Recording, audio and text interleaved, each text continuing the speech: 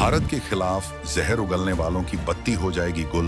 1500 megawatt की वो line जो बन गई है लाइफ लाइन। गौतम अडानी के एक इशारे पर थम जाएगा पड़ोसी मुल्क का पहिया। झारखंड से निकली बिजली ने संभाली पूरी सरकार। कूटनीति की मेज पर भारत ने चला ऐसा पावर कार्ड, 17% बिजली के लिए अब दिल्ली की तरफ ताक रहा ढाका। घरेलू उत्पादन हुआ फेल तो भारत की शरण में आया पड़ोसी। स्विच ऑफ होते ही नदियां नहीं, अब अंधेरा बहेगा। जिस वक्त बांग्लादेश की सड़कों पर सियासी शोर मचा हुआ है और भारत विरोधी नारे लगाने का फैशन चल पड़ा है, ठीक उसी वक्त एक कड़वी सच्चाई वहां के पावर ग्रिड्स में खामोशी से दौड़ रही है।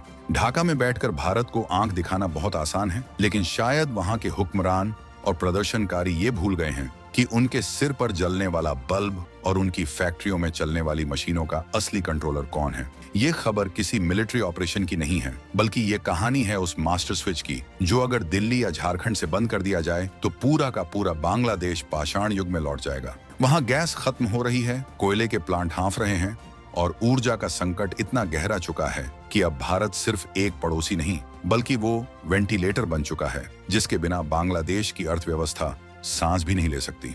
आंकड़े झूठ नहीं बोलते। भारत से जाने वाली बिजली की एक एक यूनिट ने पड़ोसी मुल्क को घुटनों पर ला दिया है। आखिर कैसे गौतम अडानी का एक पावर प्लांट बांग्लादेश की सरकार के लिए जीवन रक्षक बन गया है? क्यों वहां के हर 100 में से 17 घर भारत की दया पर रोशन है?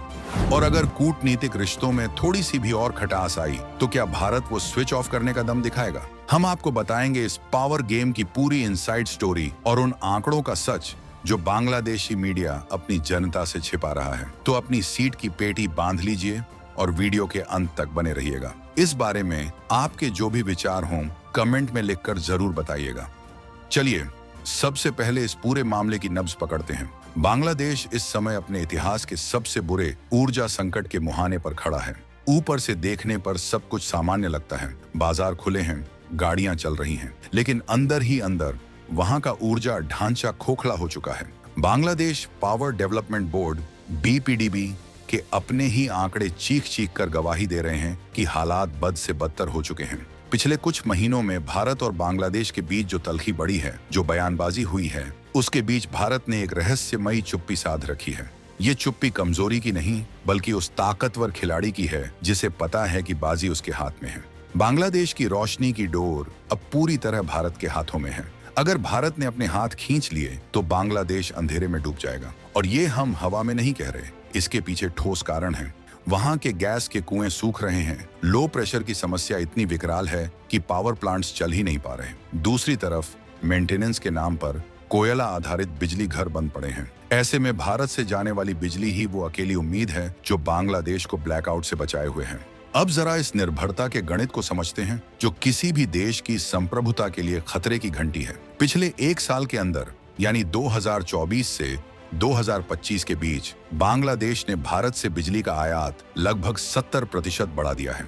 सोचिए 70%। किसी दूसरे देश पर इतनी बड़ी निर्भरता रातों रात नहीं बनती। पहले बांग्लादेश अपनी कुल जरूरत का सिर्फ 9.5% हिस्सा भारत से लेता था, लेकिन आज ये आंकड़ा बढ़कर 70% तक पहुंच गया है।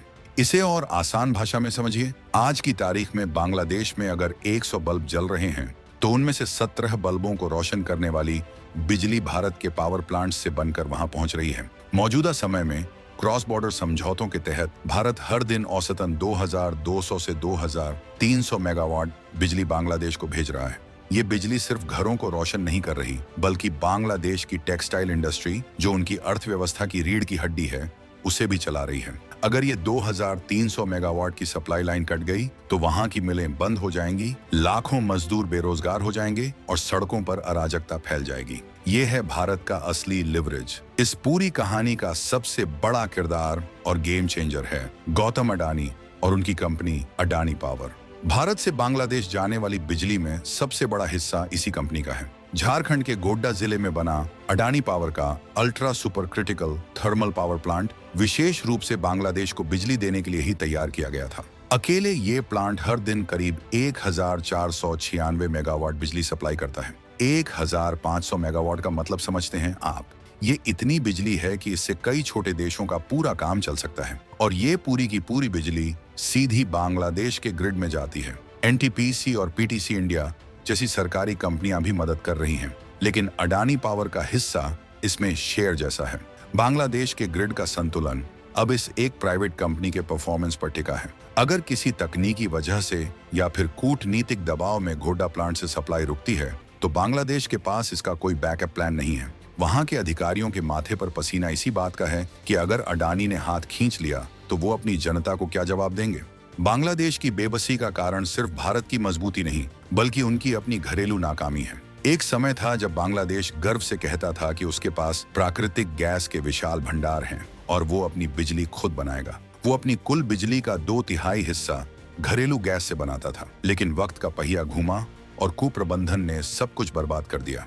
अब वहां के गैस कुओं में तकनीकी दिक्कतें आम हो गई हैं। प्रेशर इतना कम है कि गैस निकल ही नहीं रही। बांग्लादेश पावर डेवलपमेंट बोर्ड के अधिकारी दबी जुबान में स्वीकार करते हैं कि गैस की कमी के चलते उनके कई गैस आधारित पावर प्लांट अपनी क्षमता का आधा भी उत्पादन नहीं कर पा रहे हैं। मशीनें लगी हैं, लेकिन उन्हें चलाने के लिए ईंधन नहीं है। सरकार ने एलएनजी का आयात बढ़ाने की कोशिश की, कतर और ओमान से महंगे सौदे किए, लेकिन बिजली उत्पादन में गिरावट रुकने का नाम नहीं ले रही। ये संकट बताता है कि बिना एनर्जी सिक्योरिटी के कोई भी देश कितनी जल्दी घुटनों पर आ सकता है। कोयले का हाल तो गैस से भी बुरा है। बांग्लादेश ने चीन की मदद से कुछ कोयला आधारित प्लांट लगाए थे, लेकिन वो भी सफेद हाथी साबित हो रहे हैं।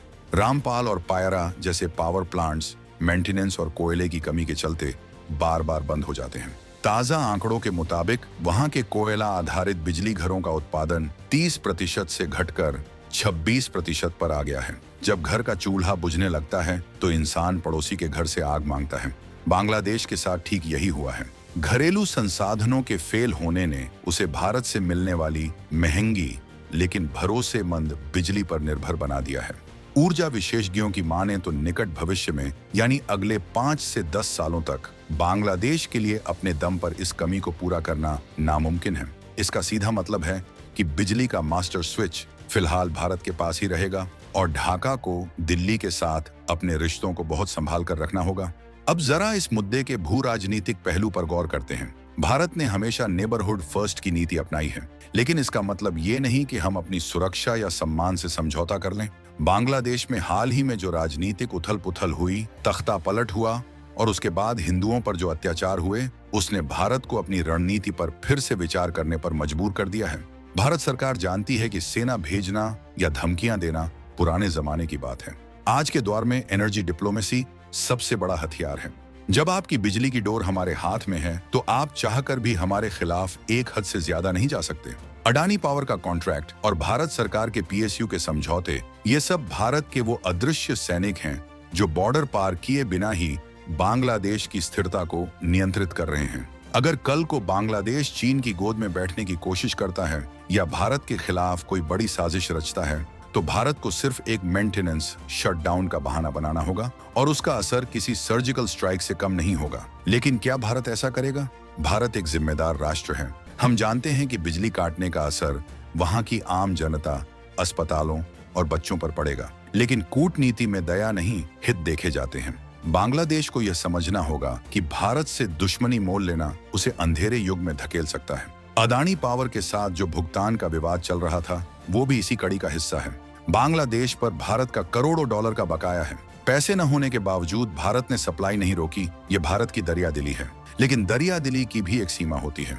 अगर बांग्लादेश की नई सरकार भारत विरोधी एजेंडे को हवा देती रही तो भारत को कड़े फैसले लेने में देर नहीं लगेगी। ये बिजली सप्लाई अब सिर्फ एक व्यापारिक सौदा नहीं बल्कि एक स्ट्रेटेजिक लीश बन गई है। बांग्लादेश के लिए एक और चिंता की बात यह है कि उसके पास विकल्पों की कमी है। वो नेपाल या भूटान से बिजली खरीदना चाहता है, लेकिन वो बिजली भी भारत की ट्रांसमिशन लाइनों से होकर ही वहां पहुंचेगी, यानी हर रास्ता भारत से होकर गुजरता है। भारत ने पूरे दक्षिण एशिया में अपना एनर्जी ग्रिड इतना मजबूत कर लिया है कि कोई भी पड़ोसी देश भारत को बाईपास नहीं कर सकता। ये प्रधानमंत्री मोदी की दूरदर्शी सोच का नतीजा है। वन सन, वन वर्ल्ड, वन ग्रिड का सपना भले ही ग्लोबल हो, लेकिन दक्षिण एशिया में भारत ने इसे हकीकत बना दिया है अपनी शर्तों पर। बांग्लादेश का टेक्सटाइल सेक्टर जो दुनिया भर में मशहूर है, वो पूरी तरह बिजली पर निर्भर है। 1 घंटे का पावर कट मतलब करोड़ों का नुकसान, और ये पावर कट न हो इसकी जिम्मेदारी झारखंड के गोड्डा में बैठे भारतीय इंजीनियर संभाल रहे हैं। इस स्थिति को देखकर दुनिया के बाकी देश भी हैरान हैं। वे देख रहे हैं कि कैसे भारत ने बिना गोली चलाए अपने एक अस्थिर पड़ोसी को काबू में रखा हुआ है। इसे कहते हैं स्मार्ट पावर। 2025 का भारत भावनाओं में बहने वाला देश नहीं है। ये एक ऐसा राष्ट्र है जो अपने संसाधनों का इस्तेमाल अपने राष्ट्रीय हितों की रक्षा के लिए करना जानता है। बांग्लादेश की जनता को भी अब यह समझ आ रहा है कि उनके नेताओं की भारत विरोधी बयानबाजी उन्हें अंधेरे में धकेल सकती है। सोशल मीडिया पर वहां भी अब यह चर्चा गर्म है कि अगर भारत ने स्विच ऑफ कर दिया तो क्या होगा। ये डर ही भारत की जीत है।